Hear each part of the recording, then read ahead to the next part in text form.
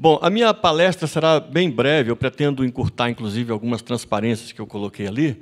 Eu poderia dizer que ela terá 3 partes básicas. A primeira, eu tentarei apresentar 2 tensões que acontecem quando se estuda imunidade tributária. Logo em seguida, eu apresentarei o perfil, ainda que bem rapidamente, da legislação tributária do Distrito Federal sobre o Instituto do Reconhecimento da Imunidade. E, ao final, eu apresentarei 2 situações que eu gostaria de trazer para os senhores para a ampliação do nosso entendimento, ok? Eu também peço permissão para ficar em pé, para poder prosseguir a minha fala. Da teologia de João Calvino, a gente consegue perceber algo que eu acho muito interessante. Da teologia dele, a gente descobre que caminha bem quem, enquanto caminha, glorifica a Deus. Então, a excelência no exercício profissional, seja na iniciativa privada, seja na área do setor público, é uma singular forma de expressar a glorificação a Deus. Então, tudo que fazemos e tudo que devemos fazer, o nosso alvo primário deve ser exaltar e glorificar aquele que nos deu vida. Afinal de contas, o fôlego que temos não é unicamente nosso, mas dele. Ok? Bom, eu vou falar um pouquinho sobre essa questão da imunidade tributária, mas especificamente analisando a questão do reconhecimento administrativo. Como eu lhes disse, existem 2 tensões que aparecem quando nós lidamos, estudamos e operamos com a imunidade tributária. A primeira tensão é uma tensão no ambiente constitucional, no berço da própria Constituição. Eu diria que essa tensão ela pode, numa primeira impressão, causar-nos dúvidas sobre esse instituto. E por que isso? Porque, de um lado, nós temos a atribuição constitucional da competência tributária, que, numa apertada síntese, nós poderíamos dizer que é uma delimitação positiva do poder de tributar. Essa é a primeira ponta desta primeira tensão. Quando a gente prossegue a nossa análise, a gente sabe, já é de conhecimento de todos, que essa delimitação positiva a União reparte, ela dá o poder de tributar a determinadas pessoas políticas, União, Estados, DF e os municípios. Mas, na outra ponta, nós temos a imunidade tributária.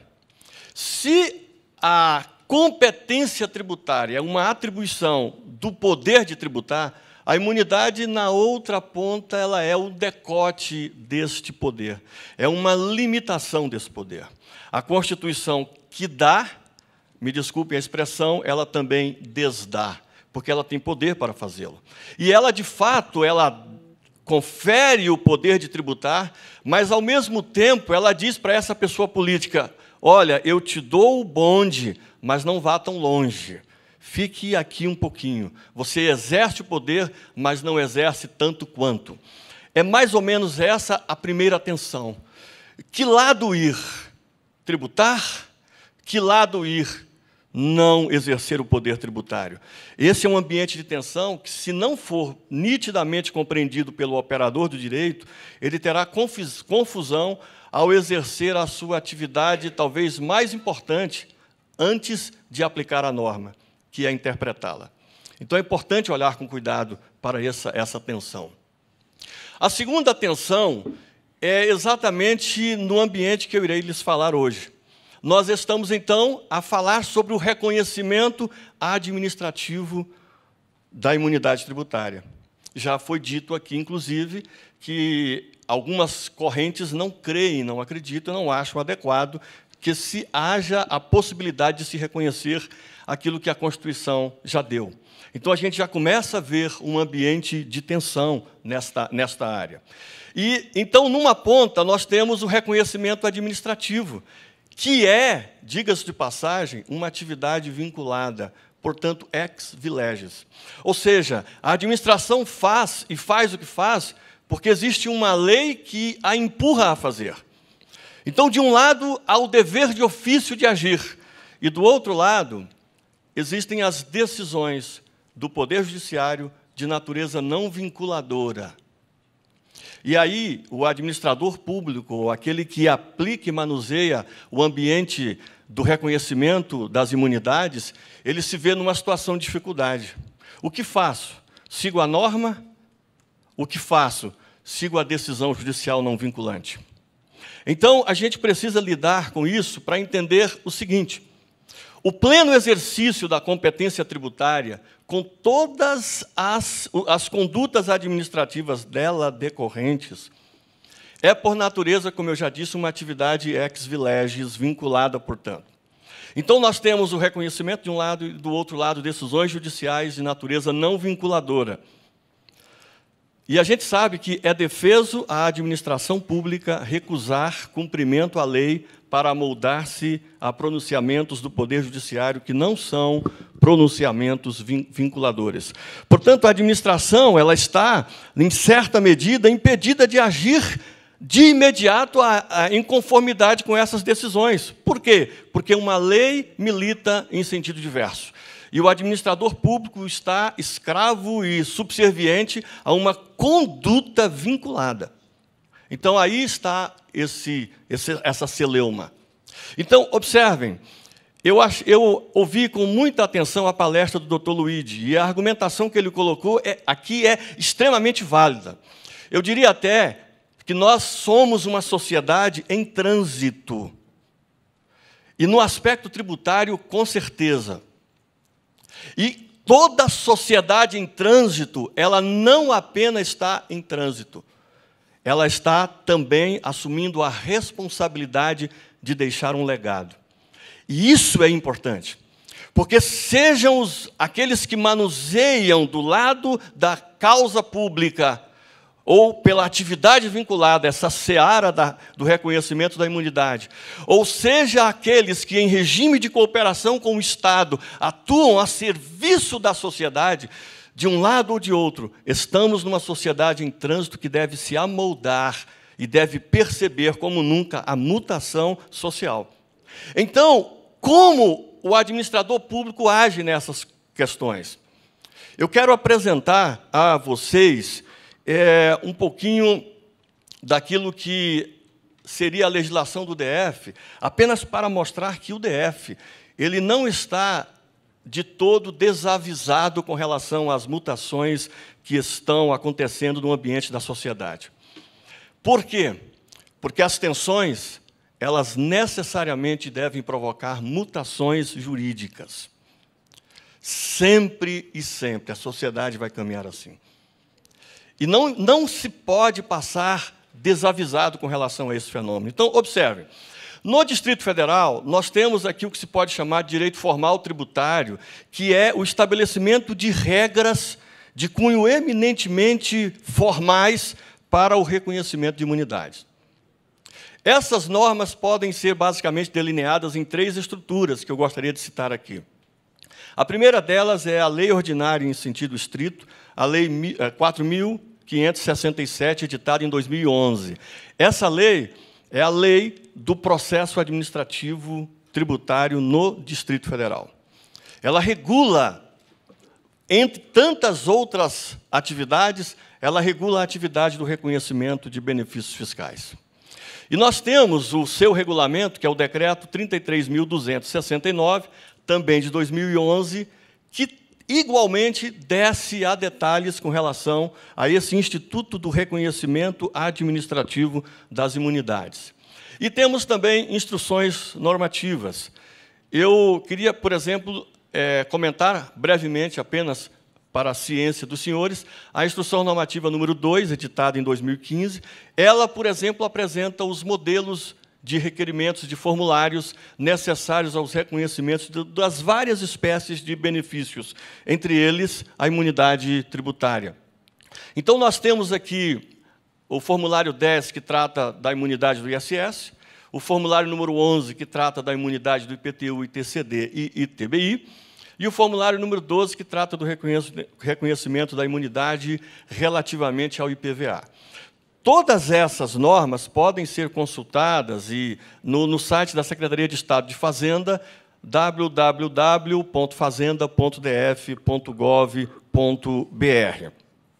Basicamente, seriam esse é o perfil normativo. Mas eu não quero me ater muito no perfil normativo, porque existem alguns elementos que advêm daquelas tensões que eu lhes falei no início, que nós precisamos tratar aqui.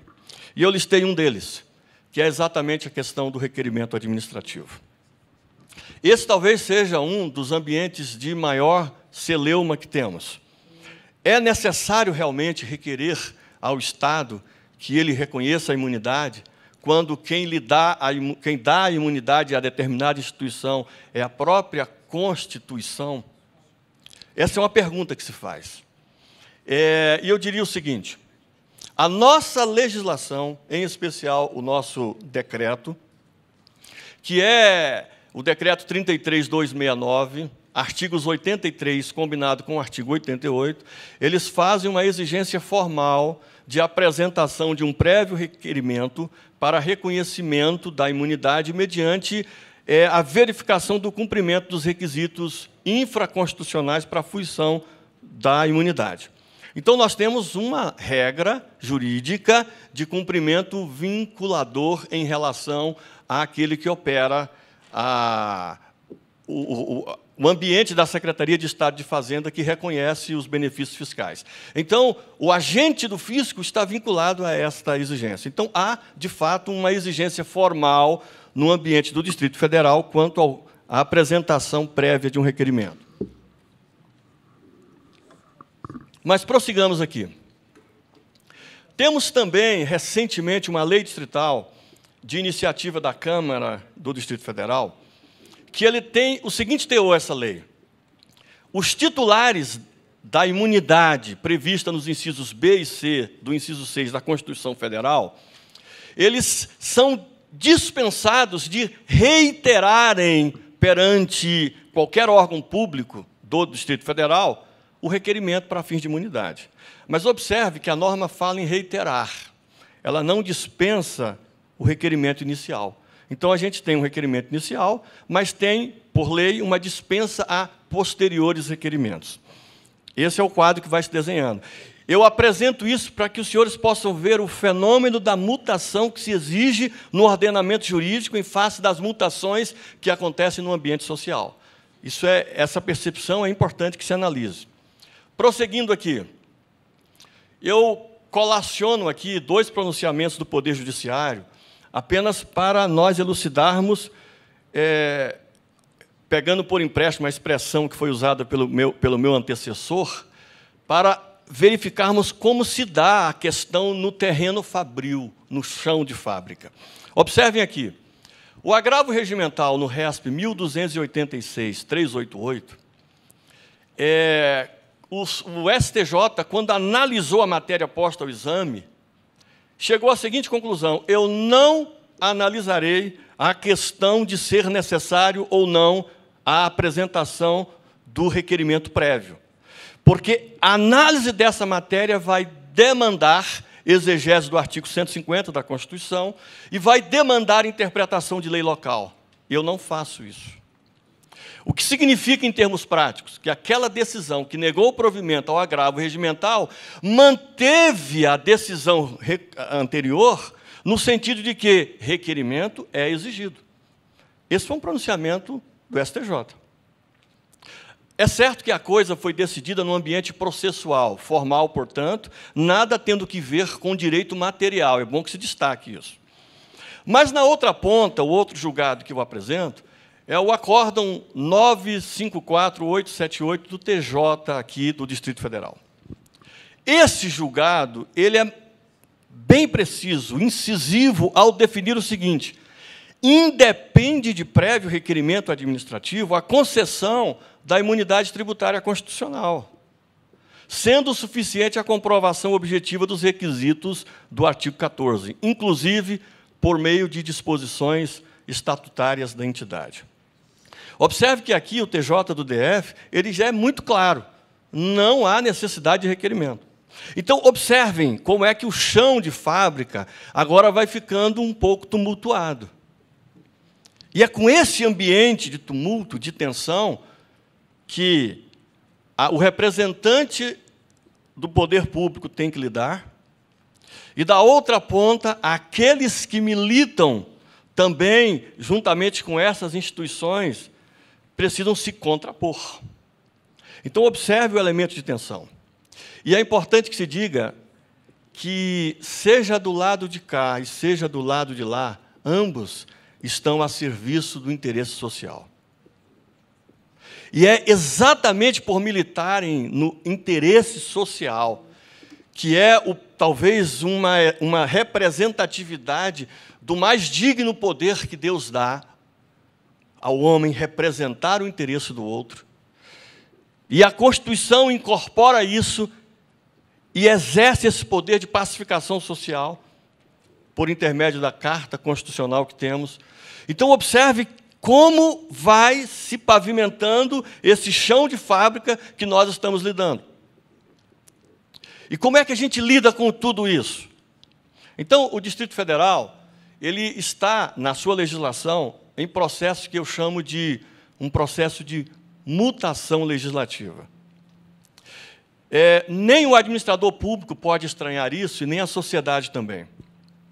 Essa mutação legislativa tem que ocorrer. Às vezes, pode ser demorada demais. Às vezes, pode causar desgaste demais. Mas é uma natural mutação que advém desse fenômeno constante de mutação da sociedade. Porque as normas, elas precisam expressar, numa certa medida, aquilo que a sociedade é. Então, é um terreno que requer a compreensão de todos os lados para compreenderem que essa tensão, ela provoca mutações, mas essas mutações, elas não acontecem da noite para o dia. E, pegando por empréstimo novamente a fala do Dr. Luigi, se nossa geração de hoje se esquece o sangue que correu e que foi derramado para construirmos os direitos que temos hoje, assim também, essa mutação constitucional e social que nós vivenciamos atualmente, elas precisam pavimentar o solo de uma sociedade do amanhã.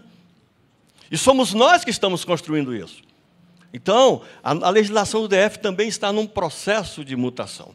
E eu me refiro aqui, por exemplo, ao Decreto 36.000 de 2014. Eu quero apresentar, basicamente, três aspectos desse decreto que foram, em certa medida, inovadores no ambiente da imunidade tributária. O primeiro aspecto é o abandono da expressão cassar imunidade pela expressão suspensão de imunidade. Essa foi uma inovação que adveio com esse decreto. E também a previsão da questão do restabelecimento da imunidade, no sentido de que a suspensão ela aplica-se aos anos calendários em que for constatada a irregularidade. Eu abro aspas para dizer que a irregularidade que falo aqui, nós não estamos fazendo juízo no sentido de que determinada instituição ela anda ao arrepio da lei. Não, nós estamos analisando o amoldar-se dela aos comandos infraconstitucionais, vale dizer, artigo 14 do CTN. É a isso que se está falando de irregularidade. Então, a suspensão aplica-se aos anos calendários da constatação da irregularidade. E o restabelecimento da imunidade, porque ela não morre, ela se suspende, ela é suspensa, mas ela permanece viva, desde que os requisitos sejam compreendidos, condiciona-se ao preenchimento das condições do artigo 14 da Constituição, do CTN. Ok? Esse é o primeiro aspecto. O segundo é a prévia notificação fiscal. Isso aqui tem por objetivo evitar o efeito surpresa na instituição. Ou seja, antes de suspender o benefício, se notifica a instituição para que ela apresente as razões, para que então, e somente depois, se faça a suspensão. Essa foi a segunda inovação. Mas nós temos um terceiro aspecto, que é a questão da condição para a fruição da imunidade. Observe como a coisa vai ficando um pouco mais complicada, porque, por esse dispositivo, se diz que não se considera descumprimento da condição para a fruição da imunidade a ausência do requerimento prévio ou de ato declaratório. Mas esse mesmo decreto que disse isso, não revogou a exigência formal de requerimento.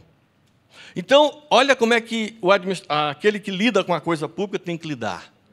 Você tem uma norma em mutação. E essa norma em mutação, então, vai nos dizer basicamente duas coisas. Em primeiro lugar, o requerimento ele continua sendo exigível. Em segundo lugar, o requerimento não é a única forma de se ter o reconhecimento da imunidade. E eu lhes dou um exemplo. Imaginemos que uma instituição seja autuada pela fiscalização tributária do DF, e ela, nas razões da sua peça impugnatória, apresenta questões relativas à imunidade. É possível a instauração de um incidente processual para oferecer à primeira instância que analisa a questão da imunidade essa matéria. E ela, diante disso, instaura esse incidente, notifica a parte interessada, ela apresenta os documentos necessários, e aí o fisco pode, à luz desses argumentos apresentados, reconhecer a imunidade naquele momento. Então, observe o fenômeno de mutação da legislação e, às vezes, a complexidade de lidar com essas coisas. E foi por isso que eu fiz questão de apresentar aos senhores esse ambiente de tensão. A Constituição ela dá a competência de tributar, mas, ao mesmo tempo, ela limita. A legislação infraconstitucional diz, você precisa, existe requerimento prévio, mas existem decisões judiciais em sentido diverso dizendo que não existe. No entanto, o administrador público tem atividade vinculada. Percebam? E é por isso que eu quero convidá-los, nesta manhã, a entenderem que a nossa sociedade ela é uma sociedade em trânsito. E uma sociedade em trânsito, uma sociedade que está mudando, e por estar mudando, é importante que aqueles que vivem nesse momento de transição entendam que a atividade jurídica, mais do que nunca hoje, é uma atividade do processo de formação da consciência daqueles que operam o direito. E eu quero finalizar com um exemplo relativo ao ICMS. Porque se é dito classicamente que a imunidade ela é reconhecida ao patrimônio, à renda e aos serviços. Incidência de impostos sobre patrimônio. Mas e os impostos que não dizem respeito diretamente ao patrimônio? Como, por exemplo, o ICMS. Seria a imunidade da linha C, inciso 6, do artigo 150 da Constituição Federal, extensível ao ICMS? Então, eu lhes apresento a resposta que nos foi dada pelo Supremo Tribunal Federal, no RS 608.872.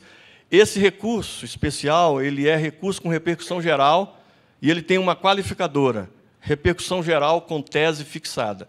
E a tese fixada nessa repercussão geral é a seguinte: a imunidade tributária subjetiva aplica-se a seus beneficiários desde que estejam na posição de contribuinte de direito e não na condição de contribuinte de fato. E, nesse aspecto, o Supremo andou mais para dizer é irrelevante a verificação da existência do beneplácito constitucional relativamente à repercussão econômica do tributo envolvido. Porque, no caso concreto, se pleiteava o reconhecimento da imunidade por suportar o ônus e não por ser contribuinte de direito. Em linhas gerais, resumindo isso, o que o Supremo decidiu? Se a instituição ela é, por definição legal, no caso concreto, o contribuinte do ICMS, ela, portanto, estaria albergada pela imunidade. Dou-lhe, por exemplo, dou-lhes o seguinte exemplo.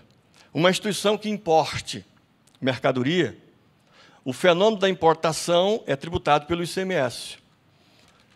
Nesse caso, a instituição, por ser importadora direta, ela é, por exemplo, contribuinte. Em sendo contribuinte, estaria albergada pelo favor fiscal, a imunidade tributária. Ok? Então, percebam, senhores, há, de fato, uma mutação constante. Nós vemos o nosso Poder Judiciário mudando constantemente os seus posicionamentos. Eu lhes dou como exemplo final dessa mutação a recente decisão em que o Supremo Tribunal mudou o entendimento na ADIM 1851. Aquela ADIM que dizia que no ambiente da substituição tributária, quando o fato gerador real, ele acontece com base de cálculo menor do que a presumida, não se restituía. O Supremo mudou para dizer, restitui. Então, nós estamos em mutação constitucional, nós estamos num ambiente social cheio dessas tensões, e o meu convite para todos nesta manhã é: entendam que a legislação tributária está em processo. Cada impugnação que a gente recebe, cada ação judicial que nós somos chamados a responder, estão servindo para que se analise esse fenômeno constante de mutação da sociedade. O fisco ele não está cego às mutações constitucionais. E ele está aberto a constantemente evoluir, porque o fisco entende que tanto ele quanto as instituições de assistência social e todas as outras, ambos estamos a serviço do interesse social. Muito obrigado, um abraço a todos, Deus os abençoe.